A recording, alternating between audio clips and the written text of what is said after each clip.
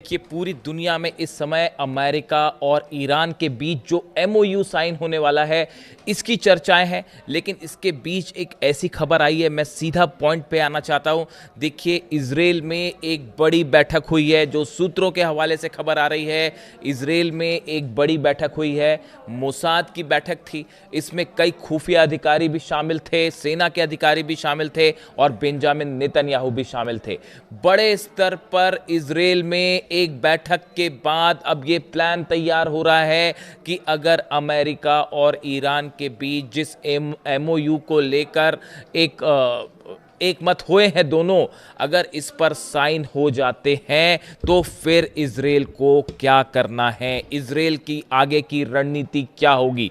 देखिए, कई तमाम दुनिया भर के एक्सपर्ट और ख़ास तौर पर ईरान से जुड़े एक्सपर्ट्स ये बता रहे हैं कि नेतन्याहू और इजराइल मोसाद इस डील से, अमेरिका और ईरान की डील से बिल्कुल खुश नहीं है और कोशिश हो सकती है इस डील को तोड़ने की। शुक्रवार को, आने वाले शुक्रवार को, जुमे के दिन जो एमओयू पर साइन होने हैं, इसके पहले कई बड़ी घटनाएं होने की संभावना है, जिसको लेकर तमाम कयास लगाए जा रहे हैं। कई ऑप्शंस जो है वो सामने हैं, जिसको लेकर ईरान पूरी तरह से सावधान है। देखिए, ऊपर से इस तरह की खबरें चल रही हैं सब तरफ कि एमओयू साइन होना है और अब जंग खत्म हो जाएगी, लेकिन हकीकत ये है इजराइल में एक बड़ी प्लानिंग हो रही है, किसी भी तरह से इस डील को रोका जाए। ईरान के किसी भी बड़े टॉप कमांडर को, टॉप लीडर को एसासिनेशन की कोशिश हो सकती है, इस तरह की खबरें हैं, इस तरह की डिफेंस सर्कल में जानकारियां हैं। कई सोर्सेस से इस तरह के दावे हो रहे हैं कि इजराइल की तरफ से, मोसाद की तरफ से, नेतन्याहू की तरफ से कोई कोवर्ट ऑपरेशन भी हो सकता है और ईरान के किसी बड़े नेता को निशाना बनाया जा सकता है, ताकि एक बार फिर हालात तनावपूर्ण हो जाएं और डिरेल हो जाए, डील की जो बात है वो पटरी से उतर जाए। यानी जो पहली आशंकाएं जताई जा रही हैं, कई डिफेंस एक्सपर्ट्स ये बता रहे हैं कि ईरान के किसी बड़े नेता को लेकर उनका एसासिनेशन की कोशिश हो सकती है और इस लिस्ट में कई नेता शामिल हो सकते हैं। मोसाद ने पहले भी इस तरह की कोशिशें की है और एक बार फिर इस तरह की कोशिश हो सकती है ताकि डील डिरेल हो जाए। देखिए, खास तौर पर अब्बास अरागची साहब को अपनी सुरक्षा का ध्यान रखना होगा। मैं ये बात बड़ा सोच समझ के कह रहा हूँ। कई मेरी डिफेंस एक्सपर्ट से बात हुई है और मुझे लगता है कि ईरान भी इस बात को समझता होगा कि ईरान के जितने बड़े नेता हैं, खास तौर पर जो डील में शामिल होने जा रहे हैं, उनकी सुरक्षा के पुख्ता इंतज़ाम करने चाहिए, ना सिर्फ ईरान में बल्कि अगर जिनेवा जाते हैं तो वहाँ भी, अगर देश के बाहर जाते हैं तो वहाँ भी। ये बड़ी गौर करने वाली बात है। उसके अलावा देखिए, नेतन्याहू की तरफ से एक और बड़ा बयान आया है। नेतन्याहू का ये कहना है कि लेबनान में जो हमारा ऑपरेशन चल रहा है, खास तौर पर हिजबुल्लाह के खिलाफ, वो हम नहीं रोकने वाले और अगर कोई डील होती भी है तो इसमें हमारा लेबनान में जो एक्शन चल रहा है, खास तौर पर दक्षिणी लेबनान में, उस पर कोई असर नहीं पड़ेगा, वो हमारा ऑपरेशन वैसे ही जारी रहेगा। यानी नेतन्याहू लेबनान को लेकर इस डील की बातों को मानने को तैयार नहीं है। ये इस वक्त की खबर है। नेतन्याहू का कहना ऐसा है कि जो खास तौर पर दक्षिणी लेबनान में जो ऑपरेशन चल रहे हैं, देखिए, एक तो बहुत बड़ी ज़मीन है लेबनान की जिस पर इजराइल की सेना ने कब्जा करके बैठी हुई है। क्या ये नेतन्याहू ये ज़मीन खाली करके वापस आने को तैयार हो जाएंगे, जैसा कि ये डील का हिस्सा हो सकता है? क्या लेबनान पे हमला करने से रुक जाएंगे नेतन्याहू? फिलहाल इसकी संभावनाएं बेहद कम दिखाई दे रही हैं। देखिए, डील पेपर पे होना एक अलग बात है और 3000 बार जो है वो अलग अलग हमले हुए हैं पिछले कुछ वक्त के अंदर लेबनान के ऊपर। तो ऐसे हालात में क्या लेबनान को लेकर जो शर्त ईरान ने रखी है कि लेबनान में शांति होनी चाहिए, हमले नहीं होने चाहिए। बीती रात भी आपने देखा जिस तरह से बेरूत पर हमले हुए, उसके बाद ईरान ने अपनी मिसाइल्स तैयार कर दी थी और यह ऐलान भी कर दिया था ईरान की सेना की तरफ से कि आज रात इजराइल को करारा जवाब दिया जाएगा जो बेरूत पर उसने हमले किए हैं। और अगर आप ये सोचते हैं कि हमारे सहयोगियों को लेकर आप डील कर लेंगे तो हम तैयार नहीं है उसके लिए, ये डील नहीं हो सकती। उसके बाद बड़ी मुश्किल से अमेरिका की तरफ से जो है वो सुलह करवाई गई और किसी तरह से ईरान को हमले से रोका गया, वरना बीती रात ही इजराइल के ऊपर मिसाइल्स बरसनी तय थी। ये बात साफ हो गई थी। अब उसके बाद अब हालात ये है कि ये एमओयू की बात सामने आ गई है, लेकिन क्या नेतन्याहू इस डील को होने देंगे, ये अपने आप में एक बड़ा सवाल है। और यही वजह है कि ईरान के 3 बड़े अहम बयान सामने आए हैं। देखिए, सबसे बड़ा बयान आया है मोहम्मद बागेर जोलगद्र का, जो सेक्रेटरी हैं सुरक्षा समिति जो है, सिक्योरिटी काउंसिल जो है ईरान की, इसके सेक्रेटरी हैं मोहम्मद बागेर जोलगद्र। इनकी तरफ से बयान आया है कि किसी भी तरह का अगर कोई भी छोटा सा भी हमला होता है, चाहे वो लेबनान में हो, चाहे ईरान में हो, चाहे ईरान के किसी सहयोगियों पर हो, तो उसका करारा जवाब इजराइल को दिया जाएगा। ये बयान ईरान की सिक्योरिटी काउंसिल के सचिव मोहम्मद बागेर जोलगद्र साहब की तरफ से आया है। दूसरा बयान अली अब्दुल्लाही की तरफ से आया है, जो कि ईरान की सेना के बड़े अधिकारी हैं, बड़े कमांडर हैं। उन्होंने कहा है कि हमारी फिंगर्स जो हैं वो बटन पर हैं और इजराइल की तरफ से एक गलती की गई और जवाब दिया जाएगा।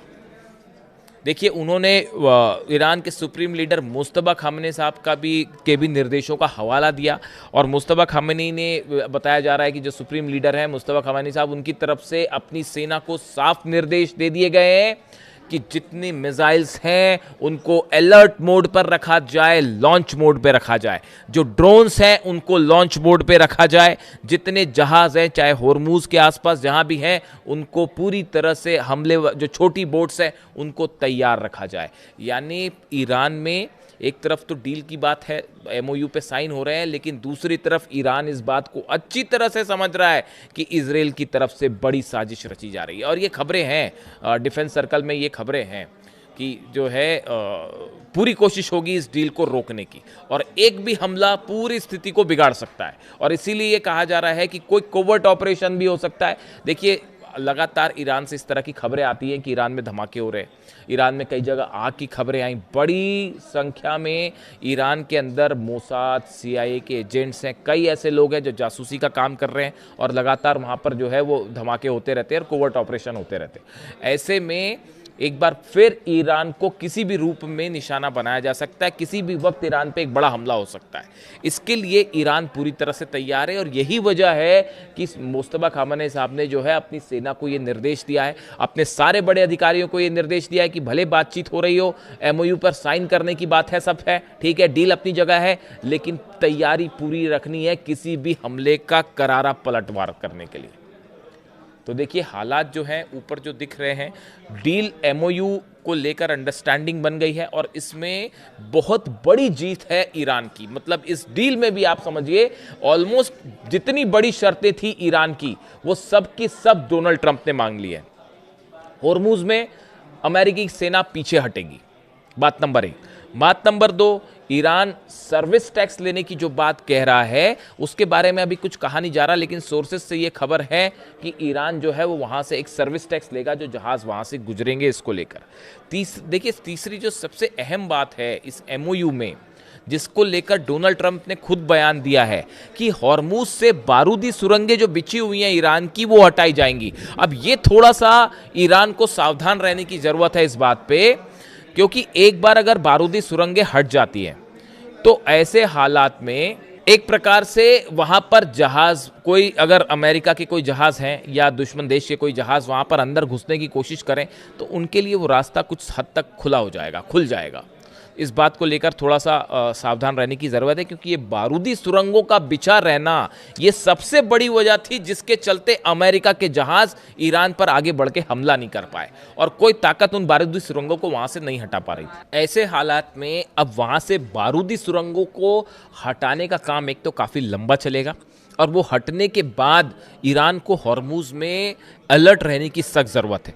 देखिए, इसके अलावा जो दूसरी बड़ी अहम खबर है कि जो 24 बिलियन डॉलर्स की जो संपत्ति ईरान की सीज है, उसमें से 12 मिलियन यानी आधे पैसे इस एमओयू के साइन होने के आसपास रिलीज कर दिए जाएंगे, उसके पहले रिलीज कर दिए जाएंगे।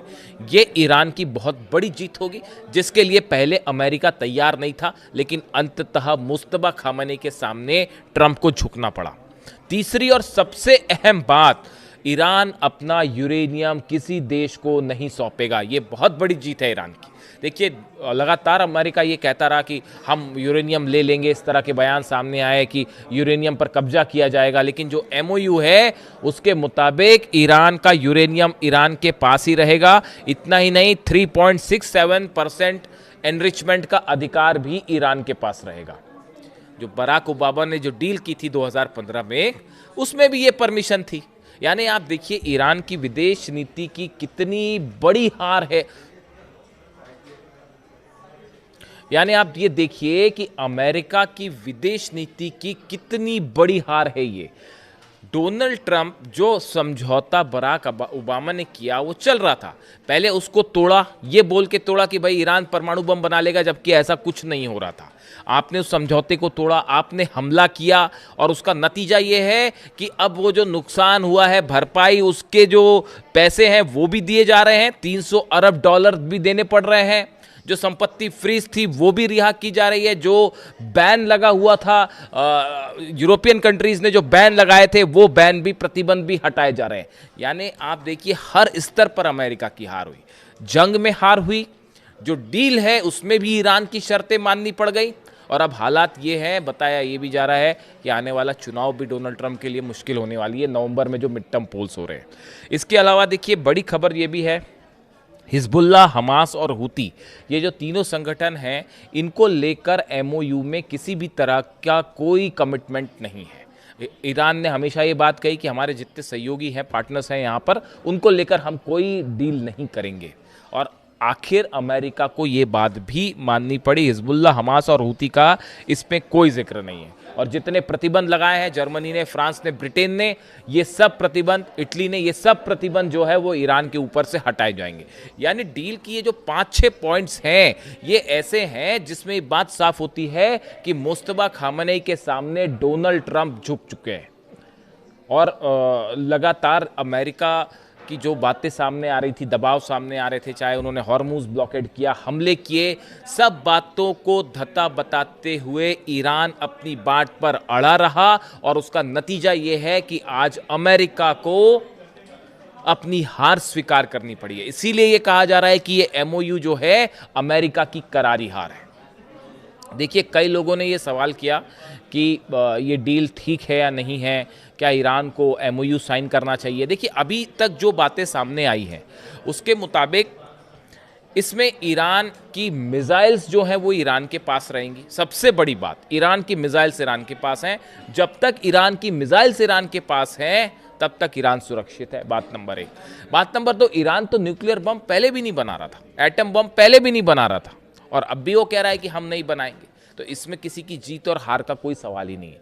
सवाल है एनरिचमेंट का अधिकार। ईरान ने कहा हमारा एनरिचमेंट हम करते रहे हैं और आगे भी जारी रखेंगे, 3.67% का जो लेवल है हम वो बरकरार रखेंगे, और इस बात के लिए अब अमेरिका राजी हो गया। यानी जो ये यूरेनियम एनरिचमेंट पूरी तरह रोकने की जिद थी, ये पूरी तरह से फेल साबित हो गई अमेरिका की, और ईरान अपनी बात पर, यानी यूरेनियम के मुद्दे पर भी ईरान जीता है, न्यूक्लियर मुद्दे पर भी ईरान जीता है। $300 अरब का जो नुकसान हुआ है, ईरान को ये संपत्ति भी वापस की जाएगी। जो अलग अलग हमलों में ईरान का नुकसान हुआ है वो वापस किया जाएगा। जो फ्रीज संपत्ति है उसमें से आधी जो है $12 मिलियन जल्दी ही रिलीज किए जाएंगे। लेबनान पर हमला, लेकिन देखिए बात जो है घूम फिर के जो आ रही है वो आ रही है लेबनान पे। क्या नेतन्याहू इसके लिए तैयार होंगे हमला रोकने के लिए? जो खबरें हैं उसके मुताबिक नेतन्याहू जल्दी ही डोनाल्ड ट्रंप से मुलाकात भी कर सकते हैं। अब देखिए एक बड़ा फ्रेम समझिए, ये जो आनन फानन में डील की गई, अमेरिका की तरफ से सब शर्तें मान ली गई हैं ईरान की। इसकी बड़ी वजह, सबसे बड़ी वजह, आखिर डोनाल्ड ट्रंप क्यों राजी हुए, उसकी सबसे बड़ी वजह है अमेरिका में होने वाले मिड टर्म पोल्स, जिसमें डोनाल्ड ट्रंप हारने जा रहे हैं उसको। और अगर ये हॉर्मुज ना खुलता और ये डील ना होती तब तो हार और भी बुरी हो जाती। और डोनाल्ड ट्रंप को ये लग रहा था कि भाई पूरे दुनिया में जो है वो बिजनेस ठप पड़ा है, ऑयल ठप पड़ा हुआ, अमेरिका में प्राइस हाइक होते जा रहे हैं, तेजी से कीमतें बढ़ रही हैं, इन्फ्लेशन बढ़ रहा है, तो मेरी हार ना हो जाए मिड टर्म पोल्स में। इससे बचने के लिए आनन फानन में ये डील की गई है। लेकिन ईरान, दो इसमें मुद्दे हैं। पहला मुद्दा यह है कि नेतन्याहू का अगला कदम क्या होगा, जिसको लेकर बड़ा ही सावधान रहने की ज़रूरत है, बहुत ही सावधान रहने की ज़रूरत है ईरान को, क्योंकि कुछ भी हो सकता है। अपने बड़े नेताओं की सुरक्षा की पूरी जिम्मेदारी करनी चाहिए ईरान को, न सिर्फ देश में बल्कि देश के बाहर भी। ये बात मैं रिपीट कर रहा हूं फिर से।